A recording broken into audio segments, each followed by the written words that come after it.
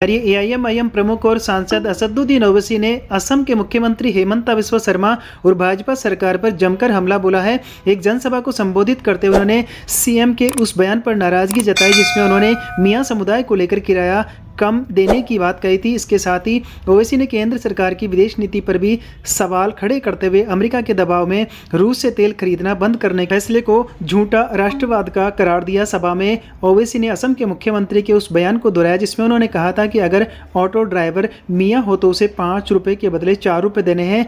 असदुद्दीन ओवैसी ने नाराजगी जताते हुए कहा कि असम में मियाँ उन बंगाली भाषी मुसलमानों को कहा जाता है जिन्हें अंग्रेज 150-200 साल पहले खेती के लिए वहाँ लाए थे। उन्होंने सवाल किया कि क्या इन लोगों का एकमात्र अपराध भारत का नागरिक होना या बंगाली भाषा बोलना है। उन्होंने कहा कि जो देश विकसित भारत और चीन से मुकाबले की बात करता है वहाँ मुख्यमंत्री महज 1 रुपये के मामले में इतनी छोटी सोच रखते हैं। अंतर्राष्ट्रीय मुद्दों पर असदुद्दीन ओवैसी ने अमेरिकी राष्ट्रपति डोनाल्ड ट्रंप और प्रधानमंत्री नरेंद्र मोदी के बीच हुई बातचीत का जिक्र किया। उन्होंने कहा कि जब ट्रंप ने कहा कि रूस से तेल नहीं खरीदना है तो मोदी जी ने तुरंत कहा कब बंद करूं। असदुद्दीन ओवैसी ने तंज कसते हुए कहा कि क्या एक गोरा जो कहेगा हम वही सुनेंगे। उन्होंने कहा कि भारत को अपनी संप्रभुता बनाए रखते हुए अपने हित में फैसले लेने चाहिए, न कि किसी और की बातों पर चलना चाहिए। इसके अलावा असदुद्दीन ओवैसी ने फिलिस्तीन इजरायल संघर्ष पर भी मोदी सरकार की चुप्पी पर सवाल उठाए। उन्होंने कहा कि यूक्रेन पर रूस के हमले पर वो अमेरिका तकलीफ जताता है लेकिन गाजा में 70,000 लोगों की मौत पर दुनिया मौन क्यों है। उन्होंने सरकार से नफरत फैलाने के बजाय संविधान के तहत सबको बराबर